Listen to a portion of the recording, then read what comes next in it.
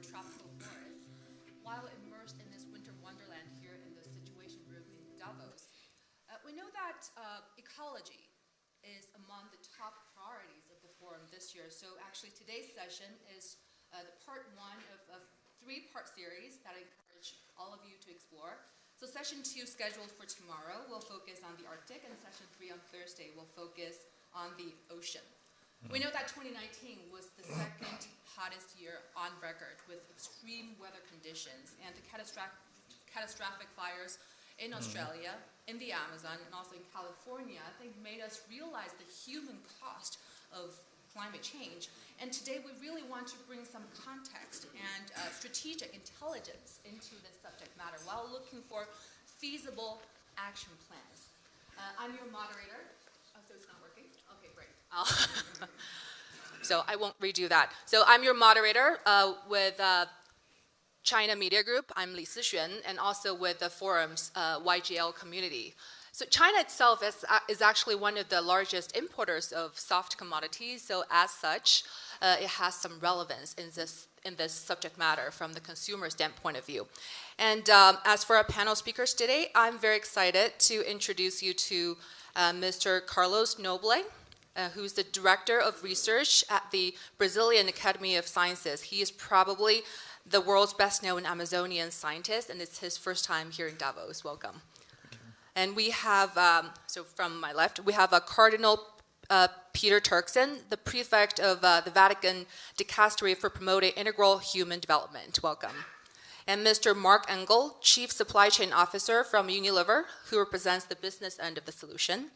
And we have Ms. Hindu Umaru Ibrahim, President of Association for Indigenous Women and Peoples of the Chad. And also, thanks to Gabriel O'Donnell from Carnegie Mellon, whose team helped to make all these great visualization we're going to be seeing, so put all these maps and data points together. So Mr. Noble will start by giving us a visual presentation to put things into context and also as a backdrop and baseline for today's discussion. Thank you. Good afternoon to all. I went to the Amazon as a young college student at the age of 19 in 1971. The Amazon was completely undisturbed. I could see the forest, I could see the rivers. I fell in love with the Amazon and decided to dedicate my career to the Amazon. I've been working in the Amazon for over 40 years. Tropical forests are the biological heart of our planet. They are home to millions of plant and animal species. They store hundreds of billions of carbon, contributing to climate stabilization, and every year they remove also a few billion tons of carbon. So they are essential for the sustainability of our planet.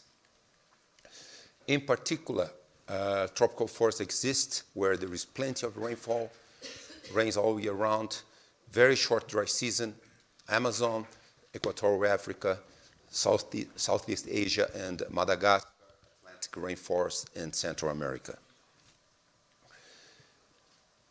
The Amazon is the tropical forest, largest tropical forest still in existence. 50% of the Amazon forest is under indigenous territories and protected areas. That's a very important element in maintaining the forest. However,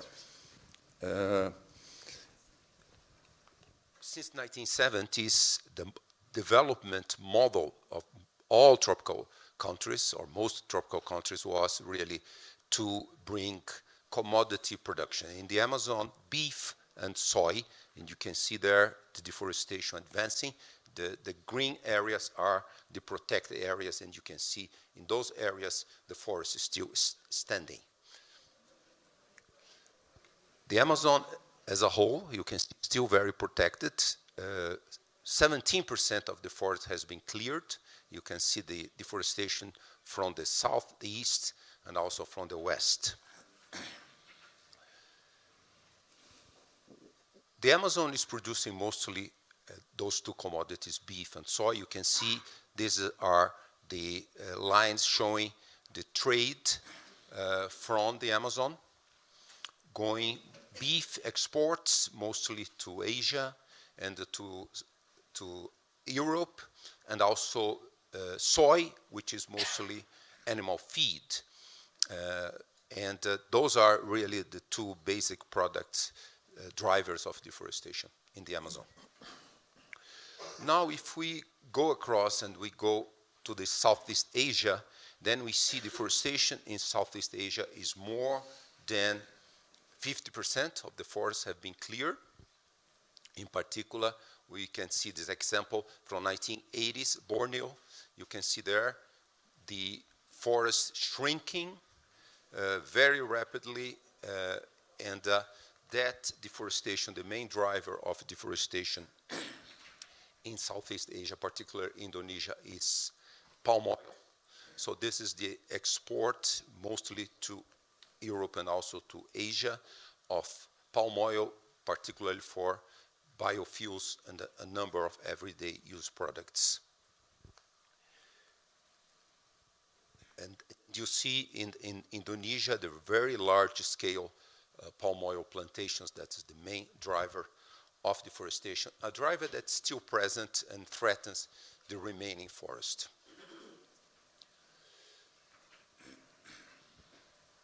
What you see here is a satellite image of fires, vegetation fires. And you can see vegetation fires are very traditional in tropical forests. This is being used for, I would say, thousands of years and still practiced in most of the agriculture in the tropics. And, but of course, we are now in an era of climate change, more severe droughts, and warmer temperatures. And therefore, the forest is under a great risk. So one area that we could act is transforming tropical agriculture not to use fires anymore. We are going to diminish the risks. And last year in the Amazon, you can see here this big smoke from forest burning. It's not really the standing forest. It was a deforested area set afire. And you have these huge smoke clouds. And this illustrative figure is carbon monoxide from satellites, carbon monoxide produced by fires. And you see this big blob emanating from the Amazon. So also, hypothetically, this is a hypothesis. What might happen to the Amazon forest, most of the Amazon forest could be turned into a savanna, a dry savanna. We call risk of savannization. We are very close to that tipping point. If we exceed 20-25% of the total deforested area, we are at 17%.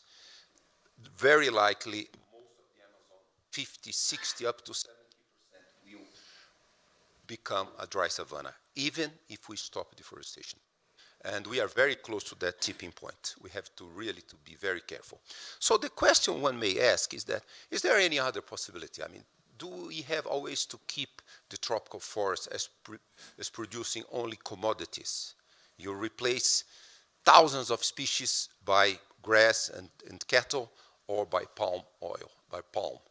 So let me give this example from the Amazon. This is acai berry. Acai berry was a local product until 20 years ago. It has reached global markets. There are over 50 products made of acai berry, food, beverage, cosmetics, nutraceuticals, even drugs. And they bring back to the Amazon economy $1.5 billion a year. That is benefiting almost 400,000 people, improving their livelihoods in Brazil only. So this is one product. The forest has so many products. So the question I pose is whether there is another possibility. Can we think of a different way? Can we think of a completely different bioeconomy? Let's call it standing forest bioeconomy. And what we see in the film there is the so-called agroecological systems. Agroecological systems, they maintain most of the ecological ecosystem services, carbon, They maintain a lot of biodiversity, but they have more species, more individual of species of economic value, like acai berry, cocoa, Brazil nuts, and a very large number. They can even provide for sustainable logging, for production of vegetable oils, feeding a number of industries. So I think it's really time for us to think. Acai berry in Brazilian Amazon gives the family type of producers, small landholders, 5 to 10 times more profits than cattle. 5 to 10 times more profits than cattle. So this is very likely to be a powerful bioeconomy with the forest standing, really drawing on the rich biodiversity. So that's the message I would like to convey to you, and really to think of this new bioeconomy as one way to save the tropical forests of the planet. Thank you very much. Thank you very much, Mr. Noble. Thanks to your research and also the wonderful visualization. I think that helped us to understand the magnitude of the problem and also an immense sense of urgency. And then please join us for a conversation to talk about how we can possibly mitigate and even reverse some of these events that you talked about. I want to start by asking Cardinal Turkson. I understand that you were actually behind the drafting of the first encyclical, which is a Catholic teaching document of the highest order to formally articulate the Pope's position on climate change back in 2015. And I think this is the first time such a secular matter can become part of Catholic teaching. But how do you think this moral duty can help with accountability and enforceability when it comes to reforestation efforts, especially in regions with high Catholic influence such as Latin America? Thank you. It's working now? Does he need a mic? Okay. Or we can pass it, we can share it. Okay. It's working, okay. So I want to thank you, and thank you for organizing this event. Indeed, I want to thank you, Professor Noble, for presenting this situation to us. For me, coming from the tropics myself, this brings memories of growing up, how we used to also live in the type of thing we used to gather. These days we don't see them around anymore. Most of our toys, most of our playing instruments were all stuff that we gathered from the forest to enable us do this. The thing with the forest is that it's not dealt with simply by planting or doing new trees. You can do a plantation, but plantation is not quite a forest. The biodiversity that is sustained by a forest is not readily replicated by plantation or anything that you do. Therefore, talking about how this got the attention as an ecological issue for the Vatican and for the Church, in that regard, it caught the attention of the Orthodox faith before even the Catholics started talking about it. The Patriarch of Istanbul started talking about these ecological issues way before the Vatican came out with this encyclical Laudato Si. But it is to draw attention to there we call the issue the cry of the. Okay. So the issue gets addressed in this document of the Pope. The Patriarch Bartholomew had called the abuse of the environment a sin. Pope Francis calls it a cry that is coming from the earth, coming from biodiversity and elements of which we need to listen to. And because within this area, as in the case of the Amazon, people also live, the indigenous, the Pope says both two things crying to us, the cry of the earth and the cry of the poor, inviting us to consider the indigenous lives of the people who live in there. So that's what it is. And talking about religion, it's for us very simple and basic. There's no way that religious people can talk about God, love and respect God, without respecting what God has created. The two go together. There's no way you can convincingly tell any religious body or any religious person to love God and believe in God when you rubbish or abuse, treat haphazardly God's handiwork. Because in the Christian and the biblical scriptures, creation revealed God. They talk about God and they reveal God to the practitioners of the religion. So the two go hand in hand.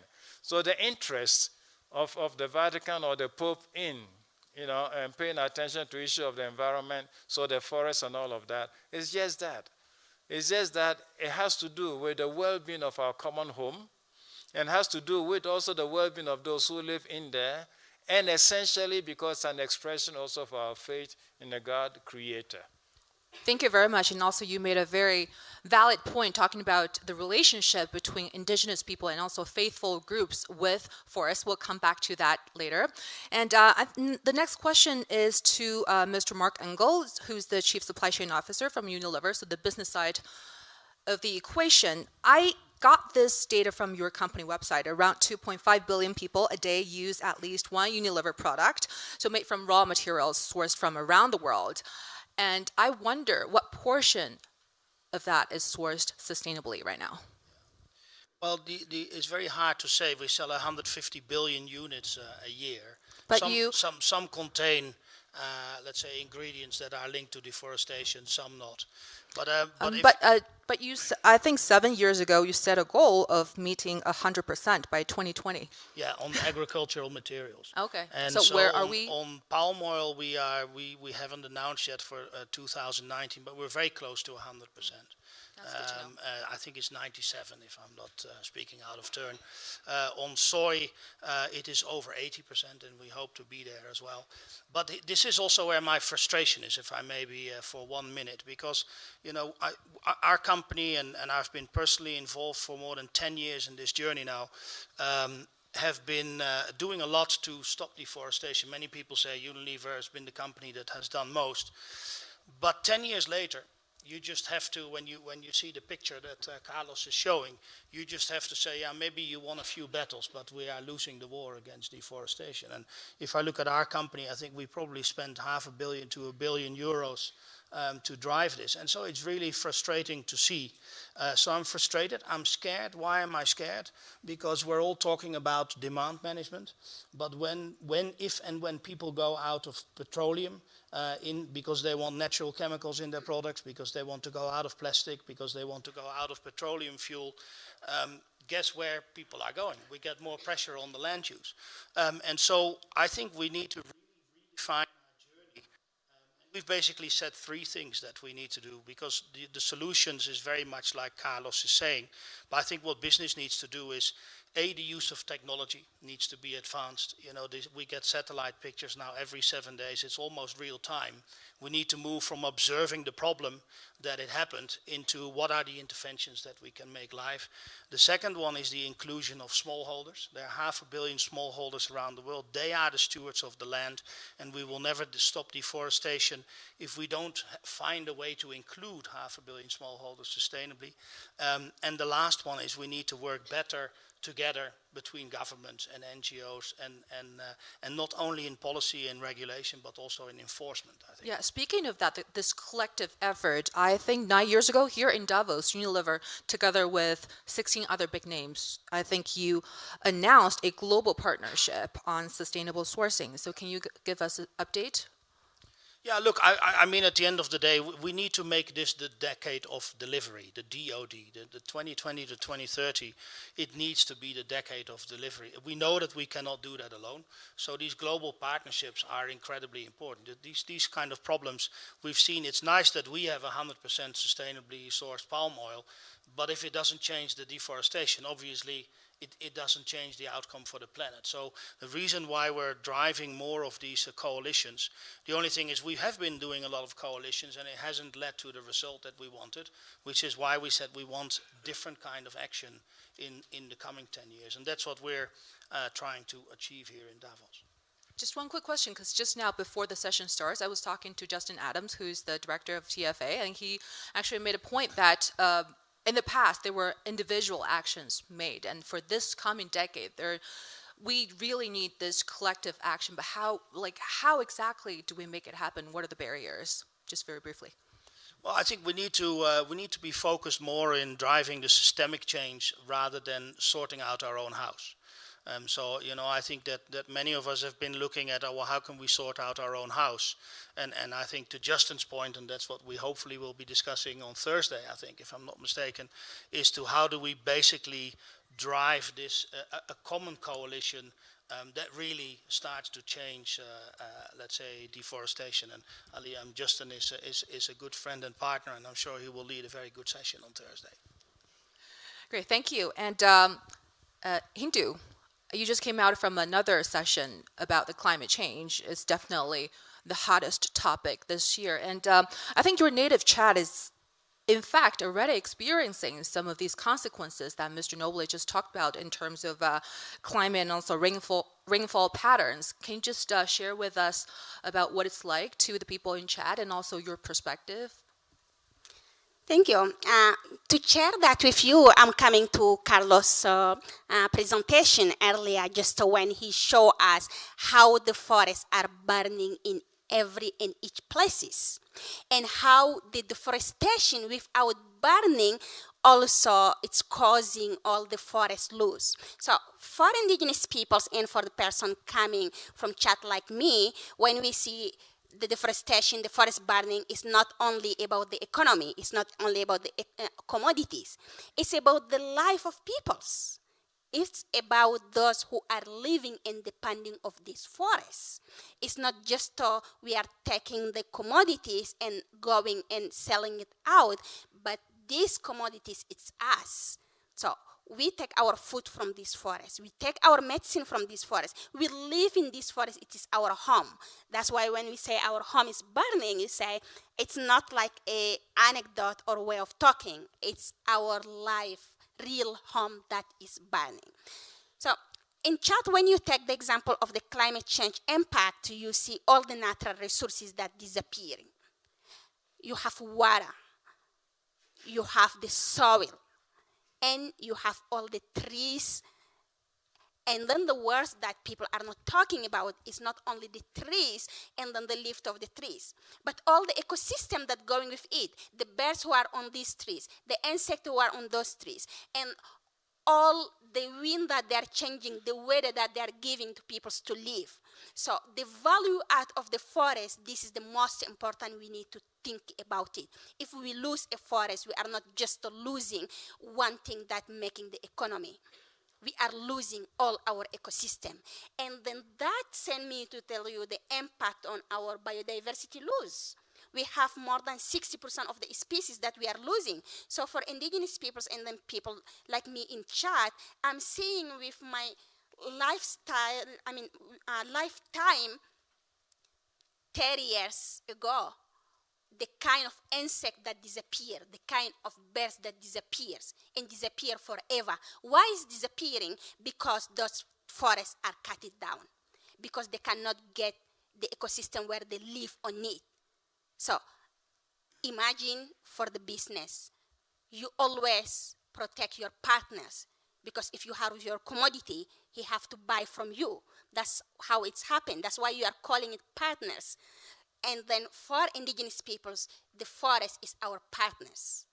When it's burning or it's cutting, so our partners is dying. Our business cannot be any more sustainable, so our life cannot be any more sustainable. So that's how we are experiencing it every day. So you have traditional associations and also deep understanding of the forest. How do you think indigenous people should be involved in very top decision making and also actual reforestation efforts?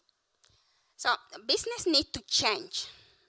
It's not only like government sit there and make the policies and business talk among themselves and take the place if ever other they have to deforest here to replace it with palm oil of others, and then indigenous people stay there in the land. It have to change. It have to be a partners, all the peoples coming together. And I think we have a great example that started from the Tropical Forest Alliance 2020 as a first one coming in the COP21 and saying like, okay, we have to be open, we have to include everyone and each and take the target by 2020. Zero deforestation. That was a good initiative. But ending up, we come on 2020, there is not zero deforestation. Why? Because the proper role was not given. So indigenous peoples, local communities need to be into the decision making. So that's the new value add of the agenda of Tropical Forest Alliance for the next 2020 and up. So how we can be all as leaders and sitting down together and taking the decisions. And going further, business is needing us. We are not need business because we do not depend from the end of the month of salary of the business. We are not depending from the supermarket that they are fitting to go and buy our commodity or feed. We do not have cars in our communities to take care of it. So they need us. Why? They need us because we understand better this ecosystem. We know how to restore it. Indigenous peoples got a unique traditional knowledge and wisdom to restore the ecosystem. How we know it? Because we live for centuries with this environment. Technology, we just saw it now in concrete examples. Our mic was in interference and it's not working and we need to shift. But the traditional knowledge do not have that. It's not failing us because we live on it for thousands of years. And those knowledge are the most sustained who can help us to restore the forests. And those knowledge, business need it because if we are partners with them, we can give them this information to do it. We cannot do that in the biggest scale. We can do it in the smallest scale, in every ecosystem because our knowledge is ecosystem based. So let's be partners and we can rule the world and reforest all the forests, tropical forest places. Indeed. Mr. Engel, you want to comment on that? No, I'm absolutely. I mean, it's not the first time we speak, and we are absolutely aligned on that. This is what we need to do. But there's a lot of initiatives also in this week about a billion trees, trillion trees, I think. Yeah. But we also need to think about stop cutting the existing forest down because it just simply doesn't work to only do replacement. And so we also need to be very clear that we are producing, but we are protecting as well. And so we are fully aligned on that. Great. And also before... Thank you. Really appreciate that. And then I appreciate the relation that we are having on all the Tropical Forest Alliance and how we can change the business. But one player in the business needs to be there, China. Exactly. Well, when we talk about it, China needs to be. Because when we talk about the climate change, so it's not only the carbon, it is also the forest, it is also the peoples. And luckily, 2020, we are going to have the biodiversity COP in China.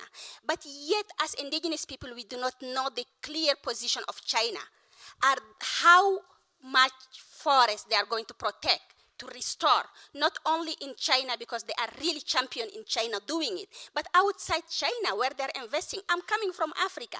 I know how China is really investing in all our forests. But how are they going to take the lead? We want China to be a lead on it, and then to be with indigenous peoples, to be with peoples, to restore the ecosystem, but to protect the forest and the peoples together. So that will be a new era to play a big leadership role. Exactly, I agree. Actually, before the session, so I actually did some background research about China's initiatives. Actually, China partnered with the TFA starting from last year, and also it's rolling out initiatives like the Chinese Sustainable Meat Declaration, Sustainable Soy Trade System, and also big Chinese players like the COFCO. They also rolled out the country's first sustainability loan, I think, earlier last year. So I want to direct this question back to Mr. Engel again. So being a very experienced supply chain manager, also you were named number one supply chain executive in Europe. So what's your advice to your Chinese counterparts and also when they're trying to find the most accountable solution?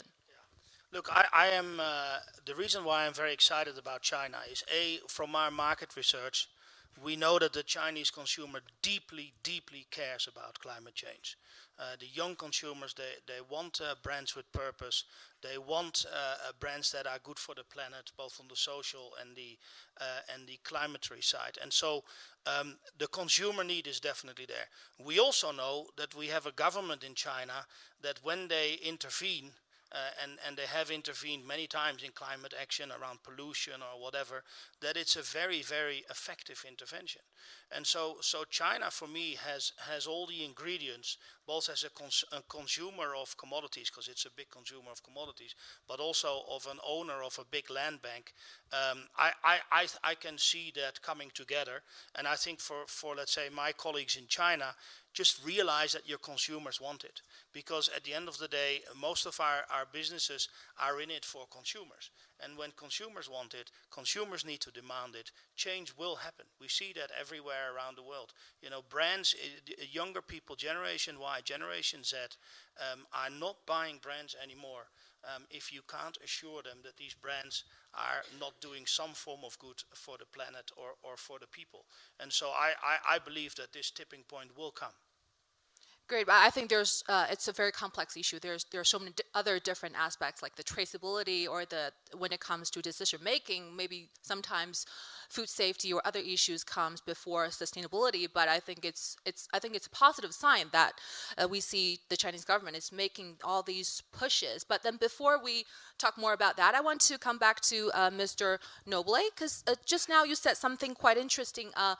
Gabriel, could you please help us just pull out the map about export of beef and soy from Africa? Yes, I think that's the map. And also you talked about the productivity of cattle. In fact, very, in South America, sorry. The productivity of cattle is actually very low, and also the profitability is probably just 1/10 or 1/5 of that of something like acai berry, those native plants. Then what's the incentive behind all those very active cattle activities, cattle farming? One has to go back to 1970s to see that the driver of deforestation initially in Brazil and the military government, many Amazonian countries, also in Southeast Asia and some African countries, had nothing to do with, market demands. It was really land possession. The military in Brazilian government, they were afraid of losing sovereignty. Particularly, they were afraid of U.S. Greed towards the Amazon. That's 1970. So they started this driver towards deforestation. Really, if you scrutinize the economic model, it's very, very low value. So it was not to make profits.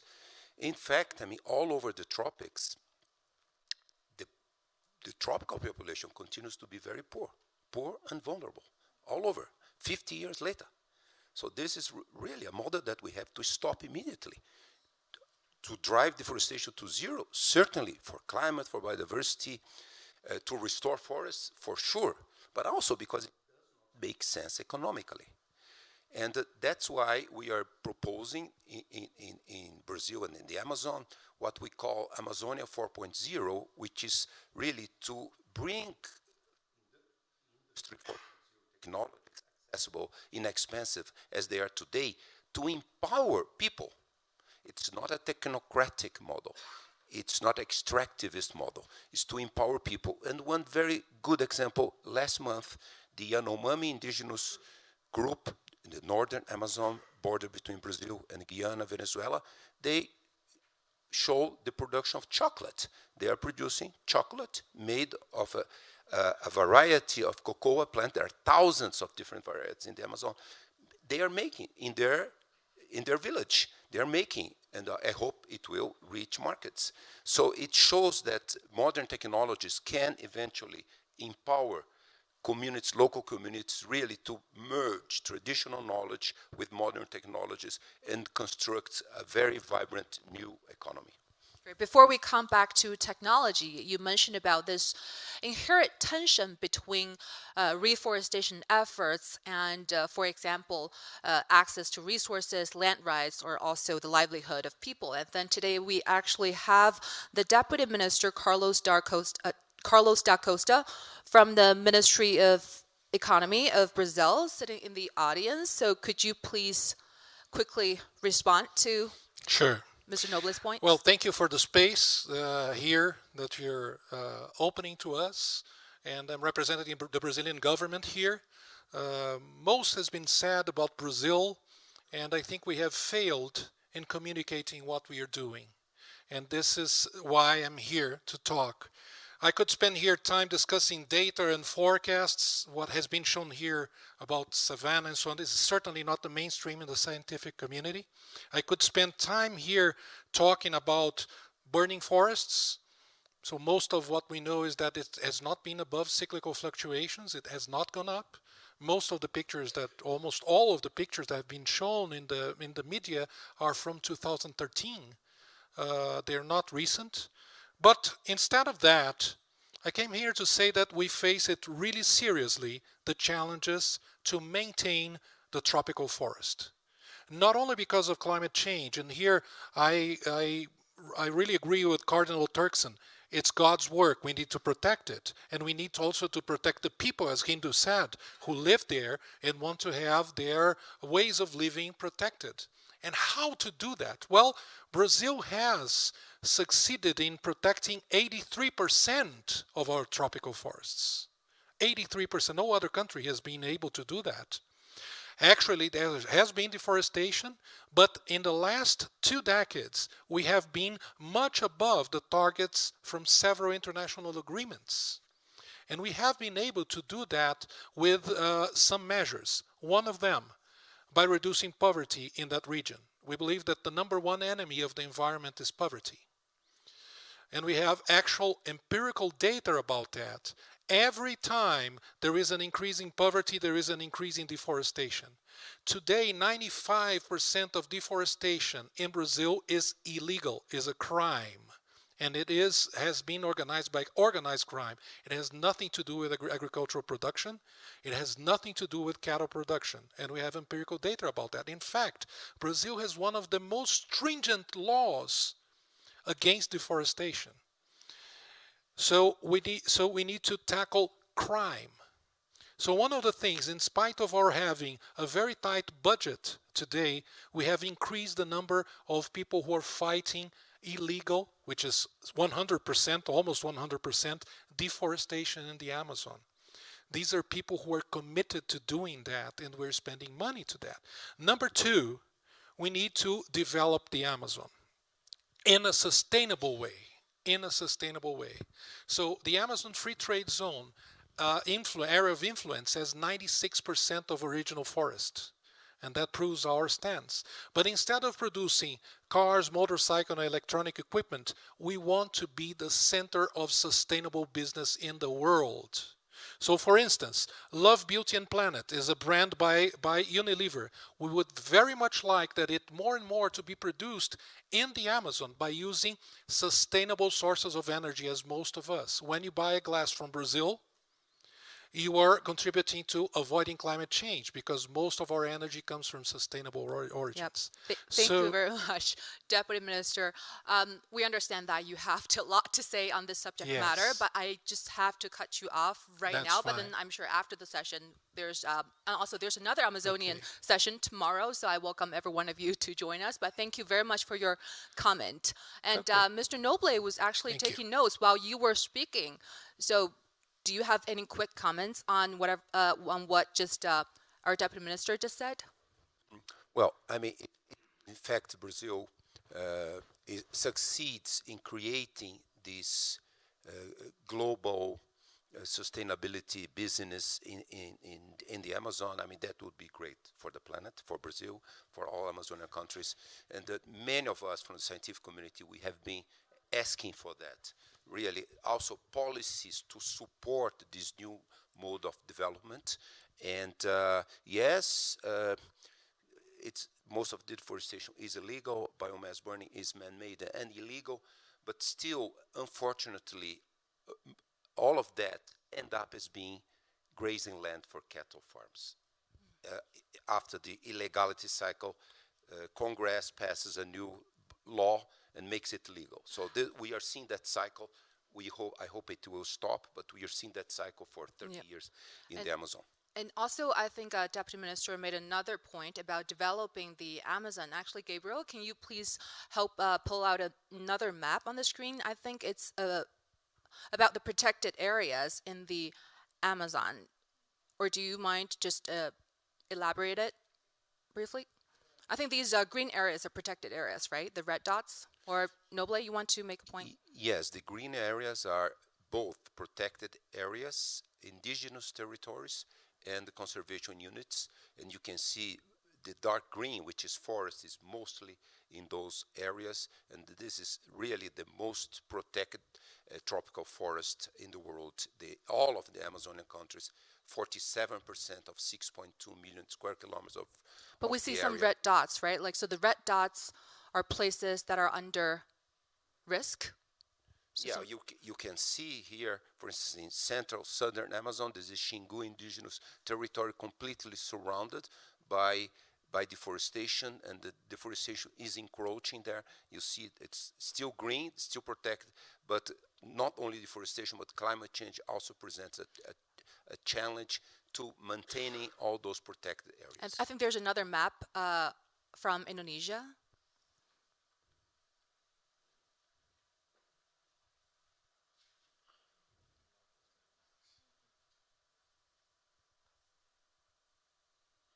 Yeah, I think similar case is being made. So is there a case made for reforestation?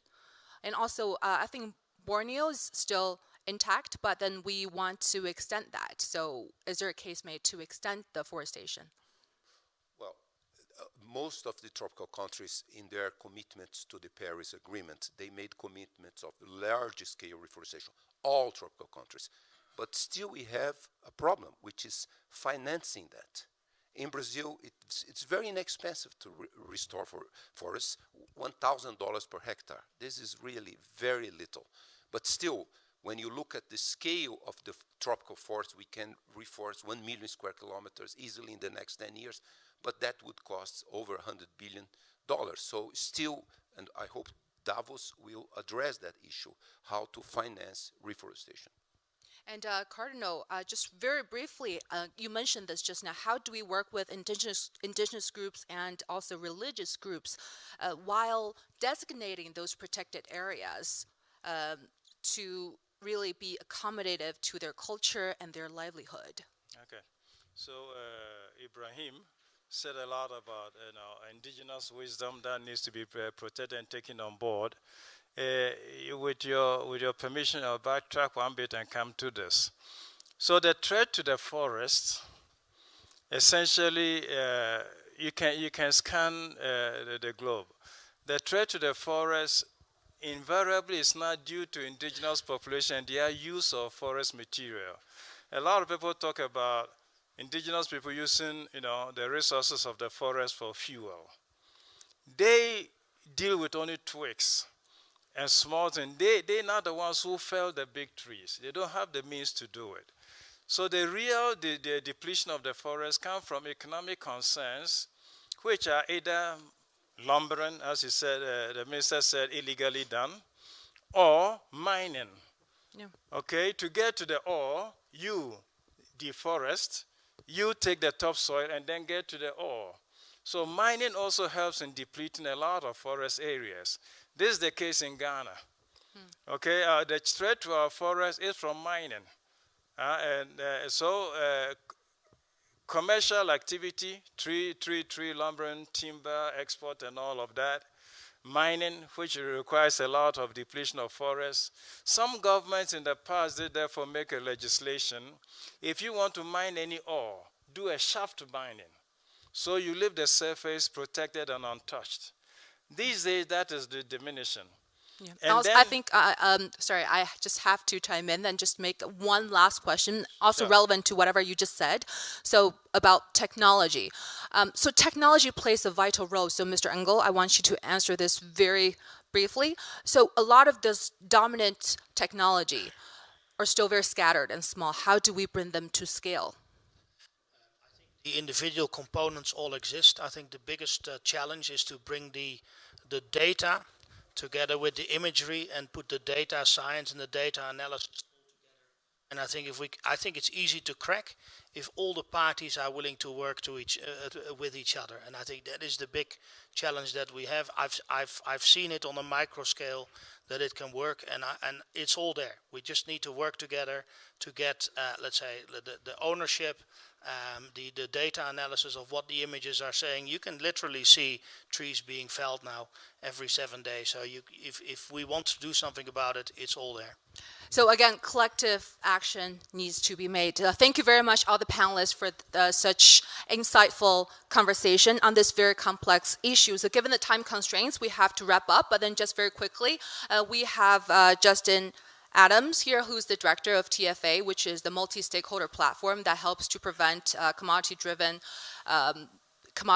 deforestation. So if you want to be involved, and also Hindu is on the steering committee, you can go talk to them after the session. And thank you very much for coming to our session. Thank you.